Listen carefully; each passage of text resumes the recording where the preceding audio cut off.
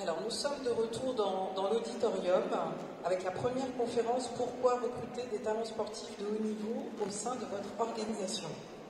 Nous allons commencer d'ici une petite minute. Ouais, c'est pas mal. Allez.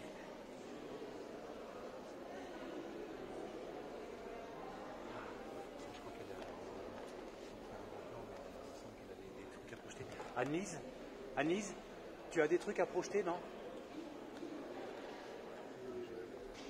Je reste comme ça. Hein? Non, mais parce que du coup, je reste en large plutôt que de...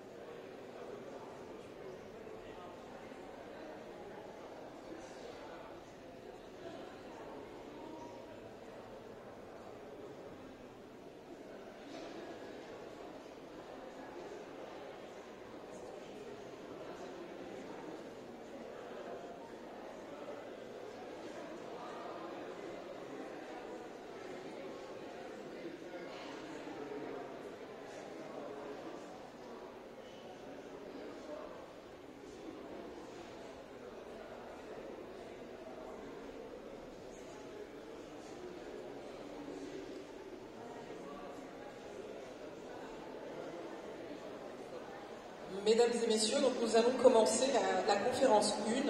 Pourquoi recruter des talents sportifs de haut niveau au sein de votre organisation?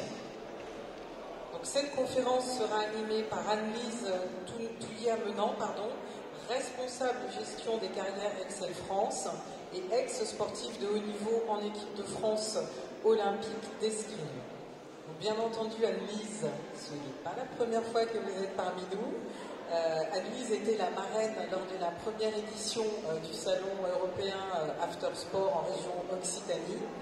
Et ce que je vous propose, avant que nous commencions la conférence, c'est qu'Annelise nous parle un petit peu de son entreprise, Rexel France, et qu'elle nous explique en quoi consistent ses fonctions de responsable de gestion des carrières.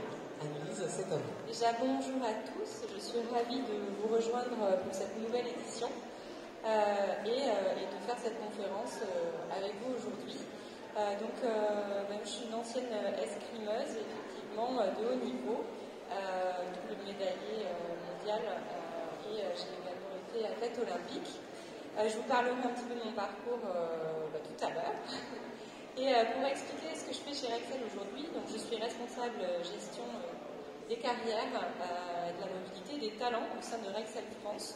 Donc Rexel France, c'est un distributeur de matériel électrique et de produits pour le bâtiment résidentiel, tertiaire et industriel. Donc pour ceux qui ne connaissent pas, parce que c'est très connu du professionnel mais pas beaucoup du particulier, c'est un peu le Leroy Merlin mais pour les pros. Voilà, et c'est une grosse entreprise quand même, puisqu'on est 5000 en France, avec 500 agences réparties partout sur le territoire. Voilà, et 26 000 collaborateurs à l'étranger. Donc voilà, gros mastodonte français, mais peu connu. Donc on a encore du progrès à faire de notre côté. Et donc moi, quand j'ai intégré Excel, j'étais RH généraliste, donc je m'occupais de tout un périmètre commercial et d'à peu près 60 agences dans le sud-ouest. Et j'ai évolué depuis, effectivement, sur tout ce qui est la gestion des carrières et des talents. Donc, notamment de mettre en place tous les process pour identifier les talents, les faire évoluer et favoriser la mobilité interne. Après, on travaille aussi sur des projets qui nous permettent, en fait, de favoriser l'expérientiel aussi chez le collaborateur pour développer ses talents sur divers métiers de l'entreprise et encore une fois les fidéliser chez nous. Voilà. Très bien, merci Anne-Lise pour cette présentation particulièrement complète. Donc on va pouvoir démarrer cette conférence sur le thème, je vous le rappelle, pourquoi recruter des talents sportifs de haut niveau au sein de votre organisation. Anne-Lise, merci. Vous avez la parole. Déjà, bonjour. Pour commencer, moi je vous propose un petit peu effectivement de faire connaissance. Alors, je vais surtout parler de mon parcours aujourd'hui. Donc moi j'ai commencé l'escrime quand j'étais petite, j'avais à peu près 10 ans, donc on ne tombe pas dans la marmite comme ça. Je suis issue d'une famille d'escrimeurs, donc j'avais déjà de bons exemples, puisque j'ai mes frères qui sont champions olympiques de sabre également. Donc j'ai pu quand même évoluer, puisque je suis la petite dernière, dans un environnement finalement dans lequel j'ai baigné déjà depuis toute petite et qui m'a toujours donné envie d'aller plus loin. J'ai un parcours, on va dire, assez résilient, puisque à la base, je suis née avec des problèmes cardiaques, donc on m'a très vite dit que le sport de haut niveau, ça ne serait pas pour moi. Mais je ne me suis pas laissée faire et je me suis battue longtemps pour prouver qu'on pouvait y arriver et qu'on pouvait se battre aussi contre la nature pour prouver aussi qu'on pouvait aller au bout de ses rêves. Donc je pense que c'est un petit peu ce qui m'a construit en tout cas et qui m'a poussé à me dépasser et peut-être aussi à avoir une capacité de résilience en tout cas qui m'est propre mais qu'on retrouve aussi beaucoup chez les sportifs de haut niveau. Donc en termes de parcours, moi j'ai grandi à Tarbes, j'ai fait toutes mes études jusqu'à mon bac et c'est là que ça a commencé à être sérieux puisque j'ai intégré l'équipe de France senior à Paris, donc à post-bac et j'ai continué donc mes études puisque un des deals avec mes parents c'était bien sûr de construire son avenir et de poursuivre ses études, quel que soit le niveau de sport qu'on voulait atteindre. Donc, on peut quand même aujourd'hui poursuivre ses études tout en s'entraînant des fois 20 à 30 heures par semaine, puisque on peut en tout cas échelonner ses études sur plusieurs années. Donc, on le verra, c'est ce qui fait souvent les profils un peu atypiques des sportifs de haut niveau, et souvent ce qui ne fait pas envie sur CV, où on se dit, oh là là, il a fait ses études en 5 ans, il n'a pas fait beaucoup de stages, et non, on ne fait pas beaucoup de stages parce qu'on est beaucoup en compétition. Donc moi, j'ai intégré en tout cas les études à Paris, à la fac au départ, parce que j'ai fait un DUG mathématiques d'économie, un DUG maths, ça s'appelait. Je l'ai fait en 3 ans au lieu de 2, et ensuite j'ai intégré une école de commerce, donc l'ESCP EAP, que j'ai fait aussi à peu près donc un master en 4 ans. Voilà. Donc j'ai poursuivi mes études tout en m'entraînant, puisque j'arrivais à concilier les cours en fait avec mes entraînements qui étaient plutôt les après-midi et les absences en compétition, puisqu'il y en a quand même, c'est le souci souvent, c'est qu'on est quand même souvent absent puisqu'on est partout dans le monde à faire les compétitions. Donc ça c'est plutôt facile à gérer quand on est étudiant, parce qu'on peut rattraper les cours, finalement on est habitué depuis très jeune à faire ça. En tout cas, moi, c'est pas ce qui m'a posé problème. C'est devenu plus problématique le jour où les études sont finies, il faut trouver du boulot, parce que je pense que vous le savez tous ici dans la salle, puisque je pense que si on est réunis aussi ici, c'est parce que on est confronté aux mêmes problématiques et en tout cas, on a la volonté d'avancer sur ces sujets-là. Mais ce qui est problématique, effectivement, c'est que on n'a pas beaucoup d'expérience professionnelle, on a des parcours souvent atypiques et c'est ce qui peut rebuter les employeurs à recruter en tout cas des sportifs. Et j'ai perdu un petit peu le fil, mais ce que je voulais dire, c'est que moi, quand j'ai commencé à travailler, en fait, très tôt, j'avais l'objectif d'anticiper un peu la fin de carrière, parce que ça finit toujours par arriver, et le sport, en tout cas pour la plupart des sports amateurs, même semi-pro, ça ne permet pas d'en vivre, et de toute façon, si on en vit, ça a quand même une fin, et la retraite arrive assez vite. On parle souvent de la petite mort du sportif, il faut faire le deuil d'avant et préparer sa reconversion assez tôt. Donc ça, je pense que plus tôt on y pense, mieux c'est. Et en tout cas, c'est ce que j'ai essayé de faire, mais aussi parce que j'ai eu la chance d'être soutenue déjà, par mes parents, et aussi, quelque part, on a un peu éduqué nos entraîneurs à fonctionner comme ça à l'époque. Donc, quelque part, on leur a un m'imposer aussi un peu ce choix, c'est comme ça, non, je ne m'entraînerai pas 3 fois par jour parce que j'ai aussi la volonté de faire autre chose. Donc on temporise et on essaie d'être performant sur plusieurs tableaux. Donc comment ça s'est passé pour moi? Quand j'ai terminé mes études, j'avais pas fait beaucoup de stages, un petit peu. Après les JO d'Athènes, j'avais fait une coupure de 6 mois quand même pour faire quelques stages en entreprise. Et d'ailleurs, c'était impératif aussi pour mes études. Donc ça a nécessité un petit break, mais sinon, j'ai pas eu beaucoup d'expérience professionnelle avant. Donc pour se vendre après en entreprise, c'est un peu compliqué. Toutefois, j'avais connaissance du principe de convention d'insertion professionnelle, dont Jean-Michel vous a un petit peu parlé ce matin, et c'est surtout là-dessus que je vais m'attarder aujourd'hui, parce que ça permet effectivement de concilier en tout cas la carrière sportive quand on est encore en activité, en intégrant une entreprise à mi-temps finalement, et de poursuivre 50% en entreprise et 50% votre activité professionnelle. Je ne vais pas trop m'attarder par mon discours, je vous propose de juste le vivre en vidéo. Alors c'est une vidéo qui date maintenant depuis... qui commence à dater, je ne vais pas donner de date, vous les aurez dans la vidéo. Parce que moi j'ai arrêté ma carrière en 2008 après les JO de Pékin. Assez jeune quand même, on dira, mais bon, chacun ses priorités. Donc je vous propose de suivre une petite vidéo à l'époque où j'ai été recrutée chez Bouygues Construction, donc en RH, et vous allez voir un petit peu comment se passait la vie d'un athlète en entreprise. J'ai été recrutée en tant que cadre RH débutante, puisque je débutais vraiment dans ce métier-là, j'y connaissais bien. Je sortais d'école de commerce, mais là, voilà, quand on sort d'école de commerce, on est assez généraliste. Par contre, j'avais la volonté quand même d'aller sur ces métiers-là qui m'intéressaient, qui m'intriguaient. Et j'ai eu la chance de rencontrer aussi par réseau le DRH de Bouygues Construction de l'époque, que je pense que j'ai su convaincre, et qui m'a dit allez hop, tu intègres ce service et c'est parti. Et puis voilà, tu vas apprendre le métier, et c'est ce que j'ai fait. Et donc je vous le montre en vidéo.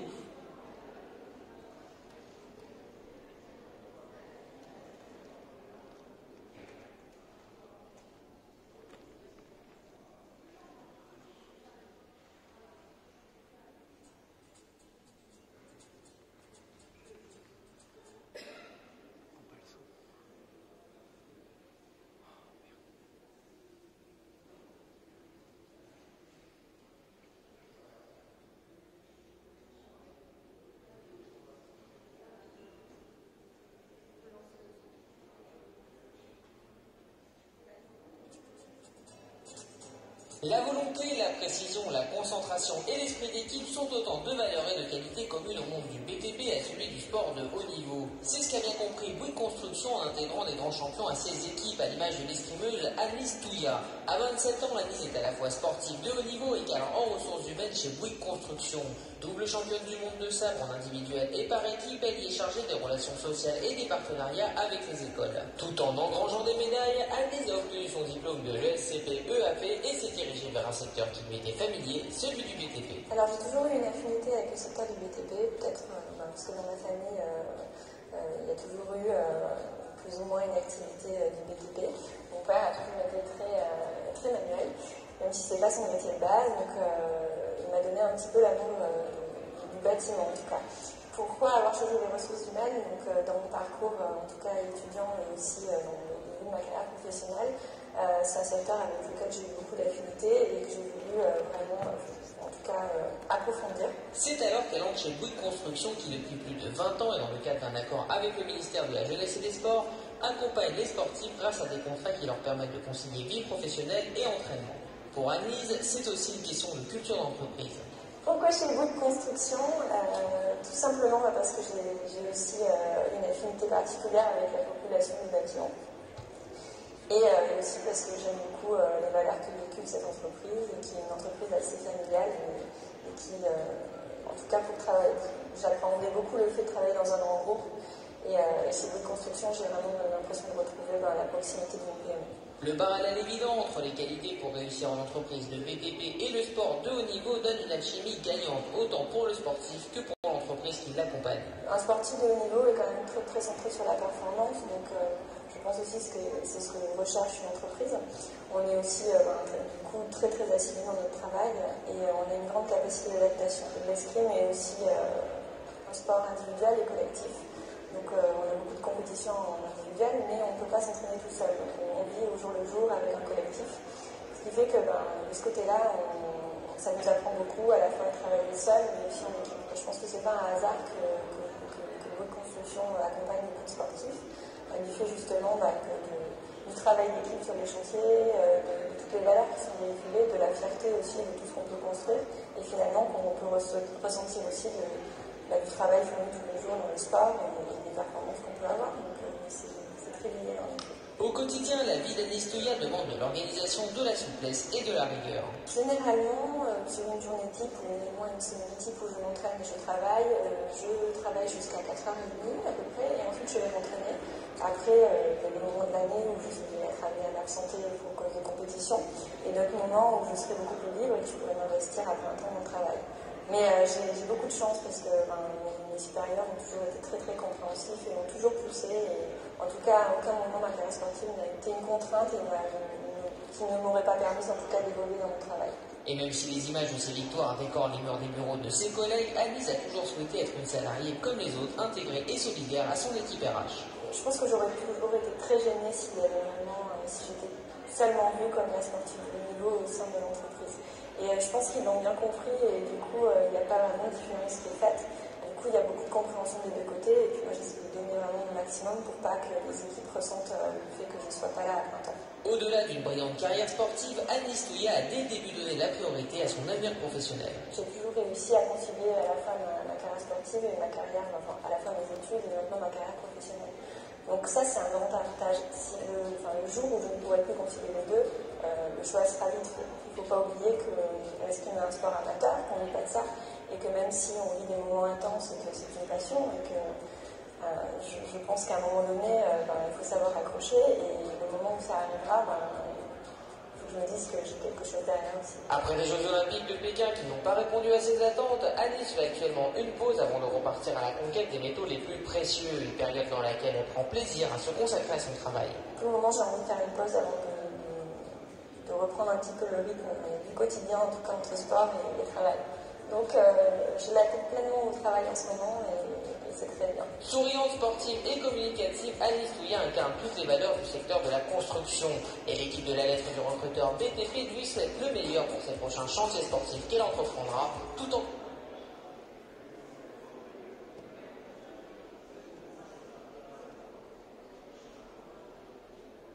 Voilà, c'était un petit retour en arrière, mais je trouve que des fois c'est très... En tout cas, une vidéo vaut mieux que quelques discours et permet de voir effectivement comment j'ai été intégrée en entreprise. Vous l'avez compris, par une CIP avec, comme je disais, je travaillais jusqu'à 4h30 et ensuite j'allais m'entraîner jusqu'à 20h à peu près, plus effectivement des absences qui correspondaient à peu près à un 50% mi-temps annualisé. Quelles contraintes, quels objectifs? Donc, je vous laisse un petit peu la parole. Alors, je sais que vous êtes un peu loin, mais je me disais que peut-être être un peu dans l'interaction, ça pouvait être un peu sympathique. Donc selon vous, après je dévoilerai mon point de vue, bien sûr, mais je trouve que c'est bien si on peut commencer. Est-ce que vous avez des avis justement? Quels sont les objectifs pour l'entreprise, notamment de recruter un sportif de haut niveau? Soyez pas timide.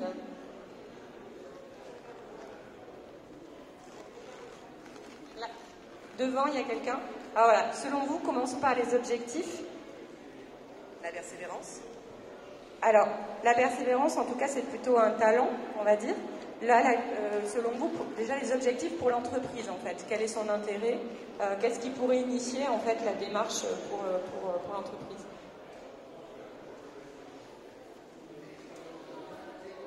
L'image. Oui, tout à fait.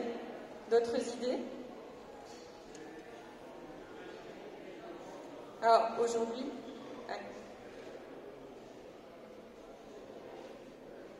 Pour l'entreprise, je pense s'adapter, recruter un sportif, un sportif peut s'adapter facilement à différentes situations. Oui, donc c'est plutôt la recherche de talent. Donc, bon, les objectifs pour l'entreprise, ils peuvent être divers, effectivement, et chacun aura sa stratégie. J'en parlerai tout à l'heure. Je cite la notoriété, effectivement, l'image de l'entreprise. On a des objectifs aussi de valorisation de la marque employeur, tout ce qui peut être aussi lié à la responsabilité sociale de l'entreprise, l'inclusion aussi, bien sûr l'attractivité de l'entreprise, la recherche de talent, donc la recherche de performance est aussi très importante. Donc chaque entreprise aura sa propre stratégie et sa propre communication derrière, évidemment.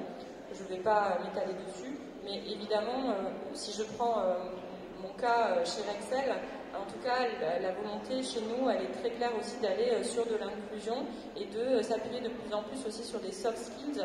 Aujourd'hui, on est vraiment centré sur la formation nous-mêmes des collaborateurs de talent sur des métiers aussi qui sont à la fois techniques et commerciaux. Donc souvent, on a soit l'un, soit l'autre, mais jamais les deux. Donc si on veut recruter des talents aussi qui viennent de diverses horizons, on sait que la mixité, je ne parle pas que de la mixité homme-femme, mais la mixité de profil amène de la performance. Donc ça, c'est vraiment un des objectifs. Et si je prends encore l'exemple de Rexel, finalement, je vous ai dit, voilà, on est un grand groupe de 5000 personnes en France. C'est un groupe français, d'ailleurs, qui fait 26 000 personnes à l'international. Mais finalement, on est peu connu du particulier, alors qu'on est une boîte très dynamique et en plus performante. Donc du coup, ça fait partie aussi de la stratégie employeur de pouvoir aussi à la fois intégrer des talents, être performant, mais aussi faire parler de nous pour attirer de nouveaux talents plus tard. Sur alors le Talent Cloud, c'est vraiment quels sont justement les talents des sportifs de haut niveau, qu'est-ce qu'on va attendre d'un sportif et pourquoi l'intégrer. Alors on a parlé effectivement de la persévérance. Est-ce qu'il y a d'autres choses qui vous viennent à l'esprit ?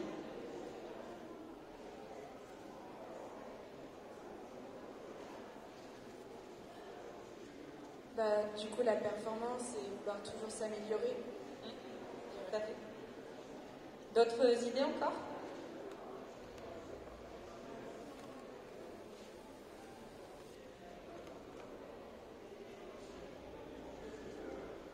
Alors. Dynamisme.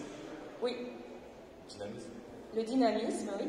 Alors, effectivement, déjà, si on peut citer les talents qui vont être peut-être propres souvent aux sportifs de haut niveau, on va citer effectivement le leadership, la capacité à embarquer les équipes et à fédérer. Ça, souvent, c'est assez fort chez le sportif de haut niveau. L'exigence, les capacités d'apprentissage aussi. Donc on parlera aussi de résilience, mais aussi d'esprit d'équipe. Il ne faut pas oublier que souvent le sportif, même dans les sports individuels, s'entraîne avec un collectif et il ne peut pas être performant tout seul.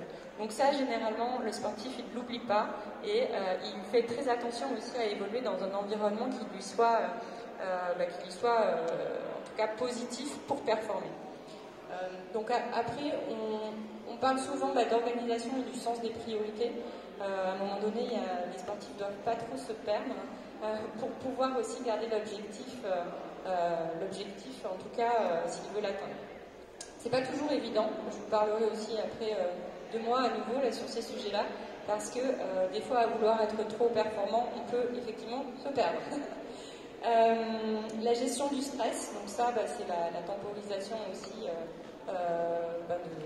notamment en compétition, pour atteindre l'objectif. À un certain niveau, il n'y a plus trop de différence de niveau technique. La différence, elle se fait dans la tête, en fait. Donc ça, on en parlera notamment sur la préparation mentale, qui est extrêmement importante. Et la prise de décision rapide, donc souvent on est amené à faire des choix vite. Donc ça, c'est des réflexes en tout cas qui ont été développés assez tôt chez le sportif. Maintenant, il ne faut pas oublier que chaque sportif est unique. Donc bien sûr, c'est des grandes lignes. Tout le monde ne fonctionnera pas de la même manière dans le même environnement. Et il est aussi important, comme je disais, de préparer son avenir assez tôt, parce que dans le sport de haut niveau, on baigne aussi dans un cocon quand même qui est pas forcément toujours la vraie vie. Donc il faut savoir très vite s'en extirper et pour garder un équilibre qui soit favorable à la reconversion. Voilà. Donc les avantages, si je poursuis, effectivement, on va chercher la productivité du salarié, l'engagement vis-à-vis de l'entreprise. Donc, dites-vous qu'un sportif de haut niveau, il a mis énormément d'énergie à chercher la performance, il mettra le même engagement dans son environnement professionnel après. Donc c'est aussi ça qu'on va chercher. Donc après, les avantages pour l'entreprise, au-delà de la recherche de la performance, des talents et de la cohésion aussi, j'ai cité des aides de l'État, notamment pour les sportifs de reconversion, où notamment la Convention d'insertion professionnelle en fait partie. Et je reviendrai sur le dispositif juste après, pour vous dire aussi, c'est un peu comme l'apprentissage, finalement. Vous intégrez le sportif, vous le recrutez par rapport à ses talents qui sont plutôt des soft skills, et derrière, évidemment, l'entreprise le forme aussi sur le métier à venir. De toute façon, j'ai envie de dire, quelles que soient les études qu'on fait, je pense aussi que le métier, on l'apprend d'abord en entreprise. Les contraintes, alors parlons des contraintes, forcément il y en a, et ça c'est important aussi de bien les identifier, puisque notamment si vous recrutez un sportif en activité, forcément il y aura des absences qui sont liées aux entraînements et aussi aux compétitions. Donc tout ça, ça se gère en fonction aussi de l'environnement dans lequel on l'intègre et le métier, donc il faut le prendre en compte assez tôt. La flexibilité de l'emploi du temps, effectivement il y aura des périodes où, comme je vous le disais, il sera là à 100%, d'autres fois pas du tout, et peut-être même pendant plusieurs mois. Donc il faut savoir aussi ce que vous êtes prêt à accepter et ce qui est possible et compatible avec l'entreprise aussi. Voilà, donc l'investissement de coût, j'ai posé la question parce qu'en fonction des entreprises aussi, c'est aussi de savoir à quoi elles sont prêtes. Alors, c'est pas forcément un coût financier, mais ça peut être un peu des coûts cachés finalement, ne serait-ce que par l'investissement en temps qu'on met à former le sportif et le retour sur investissement qu'on peut attendre. Voilà, donc maintenant sachez que le sportif, on le verra après, il y a un investissement, mais dans tout contrat que vous mettrez avec lui, il ne vous est pas redevable à vie. Et pareil, l'entreprise ne lui est pas redevable à vie. Voilà, donc ça c'est important aussi de bien le rappeler. Alors, explorons les prérequis. J'en ai déjà un petit peu, j'ai déjà pré-introduit les sujets. Mais ce dont je voulais revenir dessus, c'est effectivement, pour l'entreprise d'ailleurs, c'est de bien définir le pourquoi on fait ça, pourquoi et quel est l'intérêt d'intégrer un sportif de haut niveau. Voilà, c'est quoi la stratégie de l'entreprise? Qu'est-ce qu'on en attend? Et aussi se poser la question, est-ce que la direction elle est favorable à ce projet? Est-ce qu'elle est impliquée? Et ça, c'est quand même le premier vecteur de réussite. Si vous faites ça, alors ça dépend des niveaux dans l'entreprise, un peu tout seul, et que l'entreprise n'est pas porteuse ou préparée et qu'il n'y a pas de stratégie derrière, ça risque de ne pas être forcément une réussite. Diagnostiquer, c'est plutôt aussi bien identifier justement l'environnement qui va être adaptable en fait aux sportifs pour l'intégrer. Quel poste, quelle équipe, est-ce que c'est compatible? Un sportif, il est amené à s'absenter, lui donner un travail par exemple ou un projet qui va, j'imagine, je cite un exemple de chef de projet, si vous savez que le chef de projet il est absent 6 mois par an, ça ne va pas le faire, quoi. Donc c'est un peu complexe. Donc pensez à bien intégrer dans un environnement d'équipe où il peut y avoir du relais et du backup aussi pendant les périodes d'absence du collaborateur.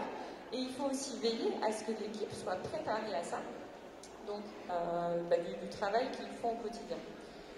Pour ma part, par exemple, j'en parlais un peu dans la vidéo, c'était hyper important pour moi de ne pas être vue en interne comme la sportive de haut niveau et celle qui allait s'absenter. Donc du coup, je me mettais aussi beaucoup d'exigences sur le fait de faire toujours plus ou délivrer plus. Ça m'a coûté beaucoup d'énergie quand même aussi, parce que du coup, je ne m'autorisais absolument rien. Et encore moins à demander un mois, par exemple, 2 mois de plus de préparation pour les Jeux Olympiques.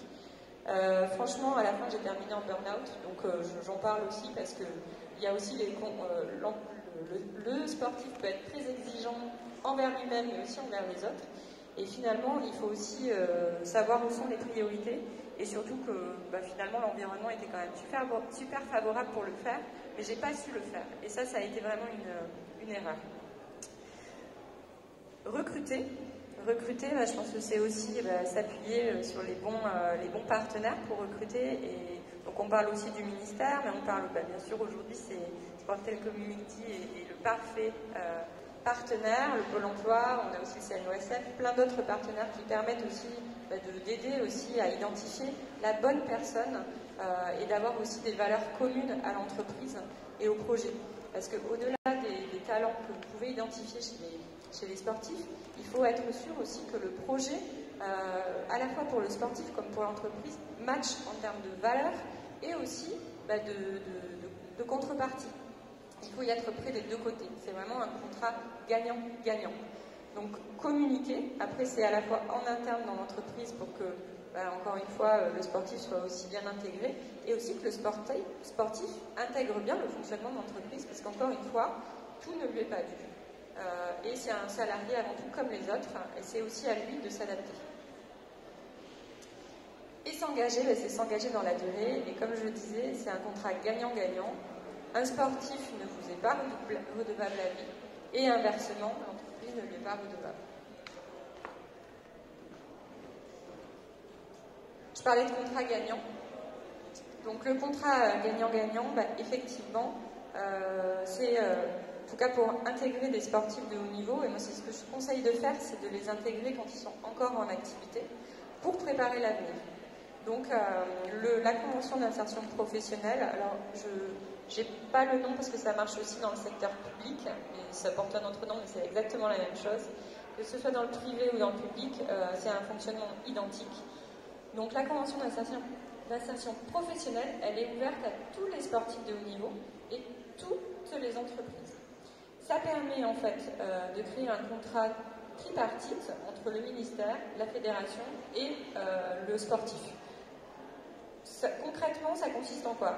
Une entreprise, elle signe un CDI avec le sportif. Et ensuite, elle signe une convention de détachement où elle s'engage à détacher le sportif tant de temps, en fait, par exemple 50%, ça peut être moins. Généralement, c'est maximum 50%. Et le sportif, lui, est rémunéré à 100% du temps. Donc, il est rémunéré à plein temps, bien qu'il travaille, par exemple, qu'à 50%.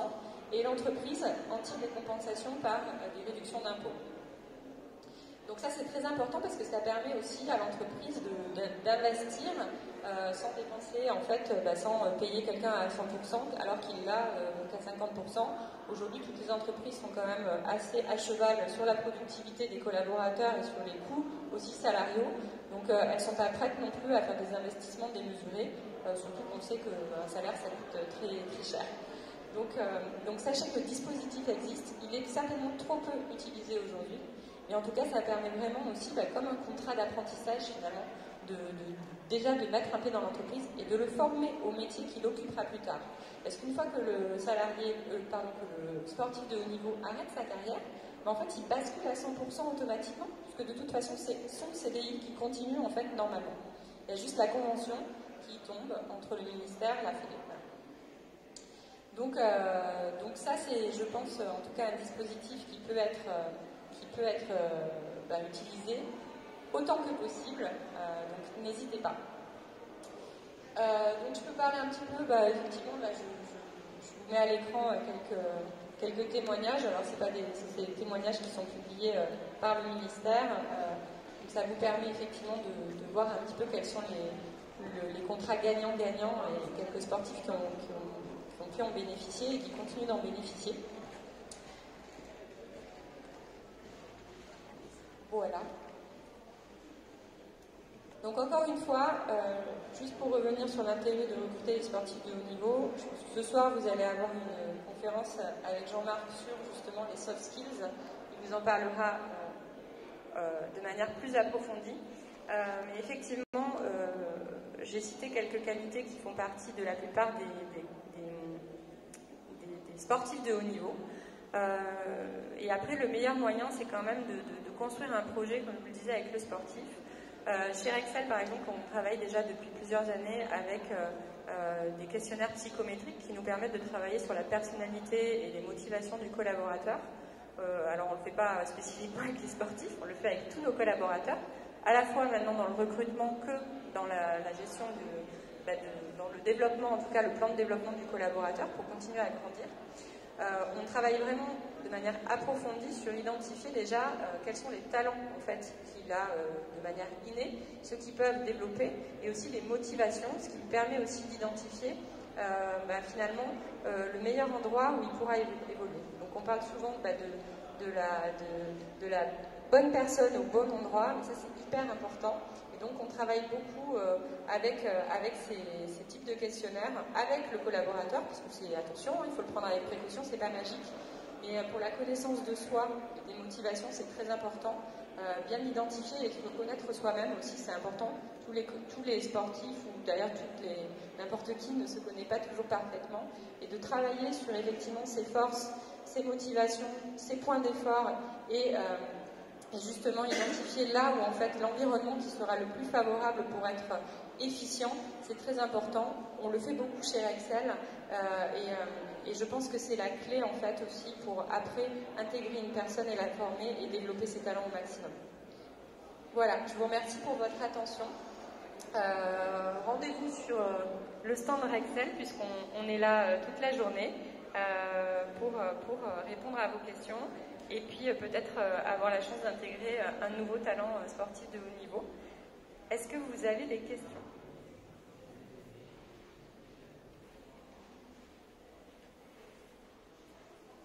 Merci pour votre attention. Excusez-moi, merci beaucoup Anne-Lise pour cette conférence et pour cette présentation. Donc, si j'ai bien retenu le message, c'est qu'un sportif est un talent précieux pour l'entreprise. Pour autant, il doit être accompagné pour tenir compte de ses spécificités et pour permettre une meilleure acculturation au sein de l'entreprise et notamment avoir à l'esprit son agenda flexible si on parle d'un sportif en activité. Il y a vraiment cette notion de co-responsabilité et puis d'environnement en fait, d'écologie du sportif mais aussi d'écologie de l'entreprise. Il faut que ce soit bien pris en compte pour que ce soit une réussite. Merci beaucoup Anne-Lise. J'en profite aussi pour remercier la centaine de participants à distance qui ont écouté avec attention cette conférence. Je crois qu'il y a une question. Oui. Juste savoir, tout à l'heure vous avez parlé de la convention. Je voulais savoir si elle ne concerne uniquement que les sportifs de haut niveau, parce que je sais qu'il y a une définition précise du sportif de haut niveau. Alors, il faut être sur liste de haut niveau, oui. Alors, ce sont les listes après du ministère. Il y a plusieurs types de listes de haut niveau. C'est pas que. Il y a les listes qui commencent à liste jeune jusqu'à niveau élite. Mais en tout cas, il faut être identifié sur une liste. Voilà. Mais ça ne concerne pas que les élites.